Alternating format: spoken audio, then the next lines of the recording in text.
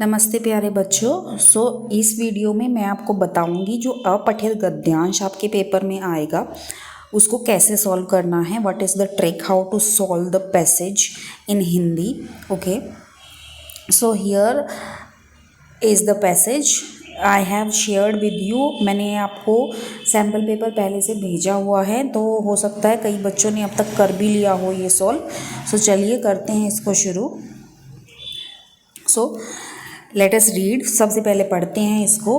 प्रकृति और मानव का पुराना संबंध है। प्रकृति और मानव का पुराना संबंध है। प्रकृति ही मानव की आवश्यकताएं पूरी करती आ रही हैं। मानव सदा से ही पेड़ पौधों पर आश्रित रहा है। पेड़ पौधे प्रकृति की एक अनुपम सौगात है। पेड़ पौधों ने सदा मानव का संरक्षण किया है। ओके, संरक्षण का मतलब होता है सेव करना।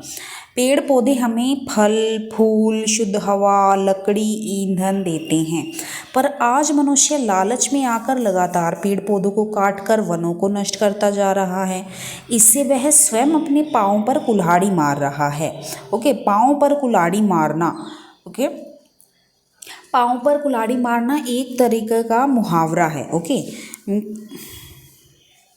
जिसका मतलब होता है hitting himself. Okay, so by cutting the trees the humans are hitting themselves. उन्हें बिना सोचे समझे काटता जा रहा है, जिसके कारण पर्यावरण में बदलाव आ रहा है और निरंतर बढ़ता जा रहा है। प्रदूषण घटे, बाढ़ न आए, अकाल न पड़े। अकाल मतलब ड्रॉट। इसके लिए हमें पेड़ लगाने होंगे।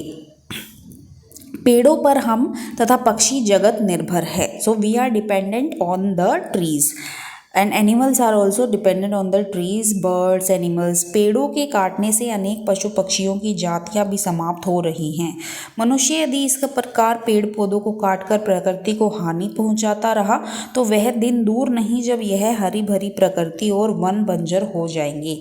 अतः हमें समय रहते ही सचेत होना पड़ेगा। ओके, सो ये पैराग्राफ आपने पढ़ लिया।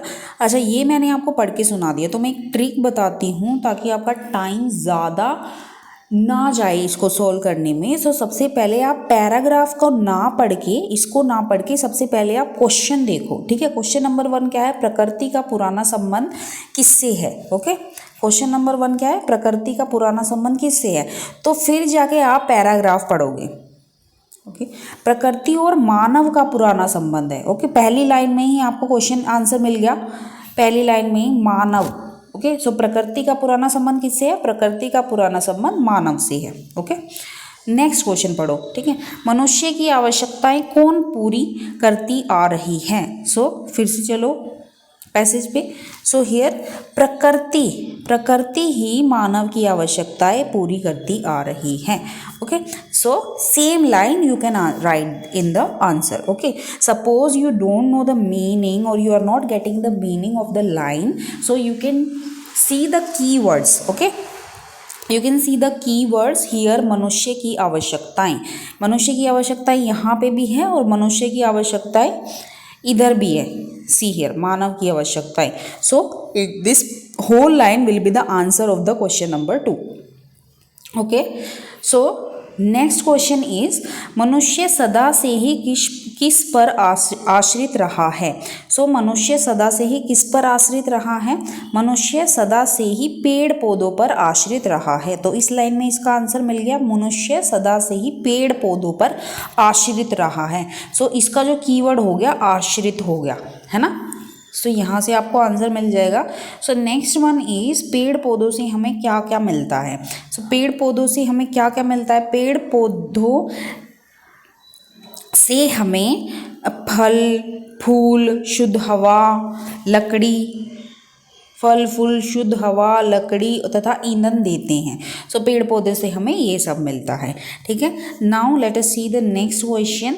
मनुष्य लालच में पड़कर क्या कर रहा है? मनुष्य लालच में पड़कर क्या कर रहा है? तो लालच हो गया कीवर्ड। सो देखो लालच वर्ड यहाँ पे भी है, लालच। सो मनुष्य लालच में आकर लगातार पेड़ पौधों को काटकर वनों को नष्ट करता आ रहा है। Okay, so full line you have to write in the answer. Okay, so next question, प्रदूषण और बाढ़ न आए इसके लिए हमें क्या करना चाहिए? तो प्रदूषण और बाढ़ न आए इसके लिए हमें क्या करना चाहिए? हमें पेड़ लगाने चाहिए। ओके, हमें पेड़ लगाने होंगे। ओके, यहाँ पे this is the answer. Next one is, पक्षी जगत किस पर निर्भर है? पक्षी जगत किस पर निर्भर है? हमने आया था ना पैराग्राफ में, पक्षी जगत पेड़ों पर निर्भर है। ओके, ये रहा इसका आंसर, पेड़ों पर हम तथा पक्षी जगत निर्भर है। Okay, now next question is, रिक्त स्थान भरो अतः हमें डैश रहते ही सचेत होना पड़ेगा। सो ये वाली लाइन तुम्हें उधर ढूंढनी पड़ेगी पैराग्राफ में। See here you can see the line, same line, अतः हमें समय रहते ही सचेत होना पड़ेगा। सो क्या आएगा यहाँ पे? समय आएगा ना, समय। So here you have to write समय, like this you can write. Okay, now next question is question number 9, निम्न शब्द का विलोम शब्द लिखो। लाभ का विलोम शब्द क्या होगा? लाभ का विलोम शब्द हानि, हानि। Okay, now next one is, निम्न शब्द का बहुवचन क्या होगा? निम्न शब्द का बहुवचन क्या होगा? जाति, जातियाँ। ओके, सो ये हो गया आपका how you are going to solve the passage. ठीक है, ऐसे ही सीन पैसेज आएगा जिसको बोलते हैं पठित गद्यांश, वो आपकी बुक में से ही आएगा। ओके, सो इसको भी देखो, मेज पर क्या आया? नाश्ता मेज पर आया। ओके, सो ये आ गया नाश्ता, नाश्ता मेज पर आया। Direct questions have given. Okay, किसने कहा अंडे और मक्खन हमारे सामने रखो? क्वेश्चन नंबर 2, किसने कहा? आरिफ ने।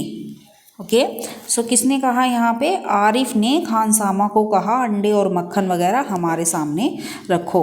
नेक्स्ट क्वेश्चन देखो, कहर भरी नज़रों से किसने घूरा? कहर भरी नज़रों से किसने घूरा? सो इसमें देखो, आपा ने, आपा ने कहर भरी नज़रों से उन्हें घूरा। अच्छा, नेक्स्ट क्वेश्चन इज, सलीम ने किसे टोका? सलीम ने किसे टोका?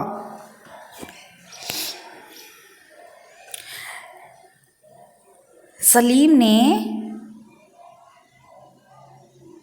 आपा ने कहर भरी नज़रों से उन्हें घूरा मगर बेबस थी, क्योंकि रोज़ की तरह आज वह तरमाल अपने लिए नहीं रख सकती थी। सब खाने बैठे तो सलीम ने अम्मी को टोका। ओके, तो यहाँ पे सलीम ने अम्मी को टोका।